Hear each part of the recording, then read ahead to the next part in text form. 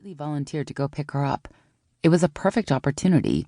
Ms. McKinney was Libby's teacher, so he'd stroll into class, tip his hat at her, announce he was there to pick up Libby, and strike up a conversation. His mind went blank. A conversation about what? What did one talk about to a school teacher?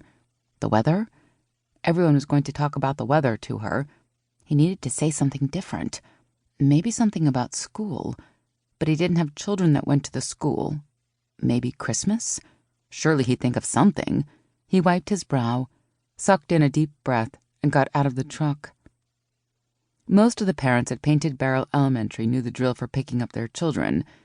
Amy took the ones who rode the bus out to the bus driver's line in front of the principal's office. She quickly counted heads, and then went back to her classroom, where the other children waited with their backpacks for their parents to pick them up.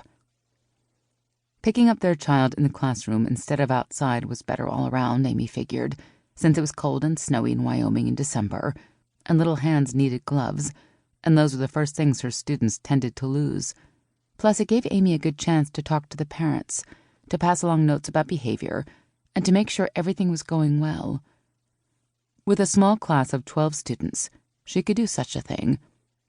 It was one of the main reasons she'd moved out to Painted Barrel and accepted the low-paying teaching job, instead of taking a far more lucrative one in a big city. She really wanted to connect with her students. She really wanted the opportunity to influence her kids and watch them grow. She wanted to be a teacher they remembered. Plus, she was starting over. Her life, her career, everything. What was better than starting over in all ways? She'd lived in bigger cities all her life. Now Amy just wanted to blend into a tight-knit community and be part of things. Maybe being part of a community would help choke down that black hole of loneliness inside her that had just gotten bigger and bigger since her divorce. Maybe. This wasn't the time to think about her divorce from Blake, though. Right now, she had to focus on her kids. So as the first parents showed up, she went into teacher mode, chirping about how wonderfully this or that kid did in class today, helping put on little jackets and finding mittens.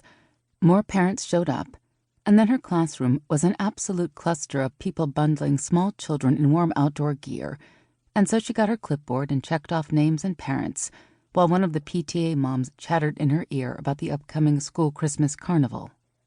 It was another one of those ways Amy was probably a bit too anal retentive about her kids, but she was able to get away with it because it was a smaller class. She carefully kept track of who picked up who every day, and then kept a logbook in her desk. Safety was important. As parents left with their children and the room started to clear out, she tried to focus on the woman talking nonstop in her ear. She kept an eye on the children left in the classroom as Linda talked about Santa's workshop and the plans to give each child a small present from the teachers. "Don't you think that's a good idea?" Linda asked as Amy gazed at the empty rows of desks in her classroom. "Great," Amy enthused, noting that she was down to 2 students. One was Billy Archer, whose mom worked a bit later on certain days, so it was to be expected. The other was Libby Watson, though, and usually her enormous bear of a father was here right on time. That was unusual. Libby was calmly coloring at her desk, unconcerned. "So you'll be Mrs. Claus?" Linda asked, as Amy headed toward the school hallway. "We really need a volunteer, and I think you'd be great." "I can do that. Would you excuse me for a second? I just want to make sure I didn't miss someone." Tucking her clipboard under her arm, Amy headed out into the hall and looked around.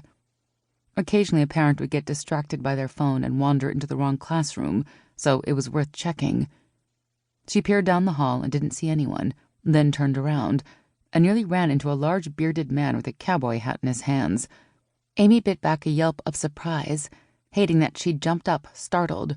Her hand went to her chest where her heart was hammering. "Oh, freaking heck! You startled me!" The man clutching his hat flushed a deep red. "Sorry," he mumbled. She bit her lip because she'd almost cussed a blue streak, and right in the middle of an elementary school filled with students and parents. Trying to compose herself, she smoothed a hand down her skirt. "Can I help you find a classroom?" The man opened his mouth. "Libby," he managed to croak out after a moment. She waited. When he didn't say anything else, she tried to fill in the blanks.